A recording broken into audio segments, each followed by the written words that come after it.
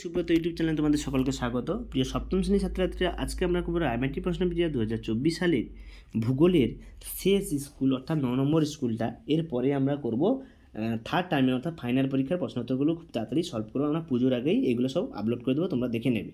তো আজকে চলো লাস্ট স্কুলটা কী বলছে, 9 নম্বর school Mathabhanga girls high school. এই স্কুলের প্রশ্নপত্রগুলো দেখি কী কী বলেছে।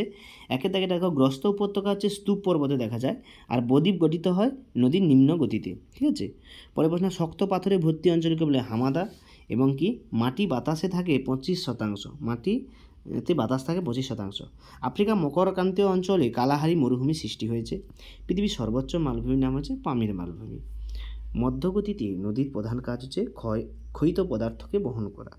শুষ্ক অঞ্চলে গিরিখাতকে বলা হয় ক্যানিয়ন। পৃথিবীর বৃহত্তম বাঁধের নাম হচ্ছে আসওয়ান বাঁধ। মরুভূমিকে উটের দলকে কী বলা হয়? ক্যারাভান বলা হয়।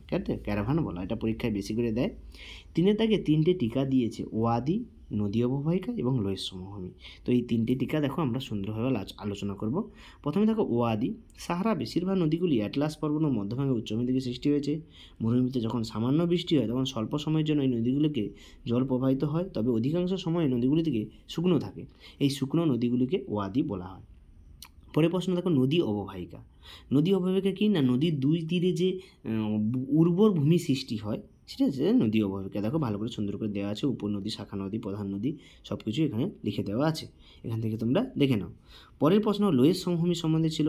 লোয়েস শব্দের অর্থে স্থানাঞ্চ্যুত বস্তু। মরু অঞ্চলে অতি সূক্ষ্ম বালি বায়ু দ্বারা বহু দূরেই অবনমিত স্থানে সঞ্চিত হয়ে যে ভূমি সৃষ্টি করে তাকে লোয়েস সমভূমি বলে। অর্থাৎ বালি এক স্থান থেকে উড়িয়ে গিয়ে অন্য স্থানে একটা ভূমি তৈরি করবে। তো দেখো আমরা 3 দাগে প্রশ্নগুলো সব করলাম। 4 দাগে 3টে প্রশ্ন, মানব জীবনের পর্বতের 3টি প্রভাব, নীল নদীর গতিপথ এবং পাললিক শিলা।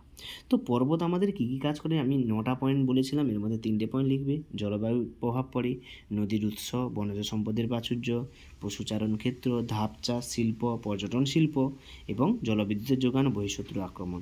এই যে 9টা পয়েন্ট আছে এর মধ্যে 3টে পয়েন্ট তোমরা দেবে। আমি অধিক পয়েন্ট দিয়ে দিয়েছি, যদি বড় প্রশ্ন পায় নাম্বার পড়ে তাহলে এইভাবে তোমরা লিখলে ফুল নাম্বার পাবে। পরের প্রশ্ন, নীল নদের গতিপথ দেখো। ব্লু নীল ও হোয়াইট নীল সম্মিলিত অপবাহ হচ্ছে নীল নদের গতিপথ নামে পরিচিত। এটা নীল নামে পরিচিত। নীল নদের গতিপথ প্রায় পড়ে। দৈর্ঘ্য কত? নীল নদ হচ্ছে পৃথিবীর দীর্ঘতম জলাধারা, এর দৈর্ঘ্য হচ্ছে 6650 কিমি। গতিপথ কি? টাঙ্গানিকা হ্রদের নিকট বুরুন্ডি মালভূমি অঞ্চলে উৎপন্ন জলধারা কাগেরা নামক ভিক্টোরিয়া হ্রদে পড়েছে। পরে এই জলধারা কাওগা হ্রদ অতিক্রম করে অ্যালবার্ট হ্রদে পড়েছে। আর অ্যালবার্ট হ্রদ অতিক্রম করে নদীটি বারেল জেবেল নামে প্রবাহিত হওয়ার সময় পশ্চিম দিক থেকে বারেল গজল এবং পূর্ব দিকে সোবার নদীতে মিলিত হয়েছে। এই মিলিত প্রবাহ হোয়াইট নীল নামে পরিচিত। 840 কিমি পথ অতিক্রম করেছে খার্তুম শহরে ব্লু নীল কাছে। তো এইভাবে ভূমধ্য সাগরে গিয়ে শেষ পর্যন্ত শেষ হয়েছে। পরের প্রশ্ন ছিল কি, পাললিক শিলা কাকে বলে? এর সম্বন্ধে আলোচনা করো। তো দেখো বড় করে ভূগর্ভে পলি সঞ্চিত যে শিলা সৃষ্টি পাললিক শিলা, যেমন বেলে পাথর, চুনা পাথর, কাদা পাথর। এখানে সুন্দর করে দেওয়া আছে পাললিক শিলা সম্পর্কে, তোমরা এখান থেকে লিখে নেবে। লাস্ট দেখো 5 দাগের যে প্রশ্নগুলো বলেছে, 3টে প্রশ্ন। উচ্চ প্রবাহে সৃষ্ট ভূমিরূপ আমি বারবার আলোচনা করেছি। পর্বতবেষ্টিত মালভূমি কাকে বলে? সমভূমি 3টি বৈশিষ্ট্য।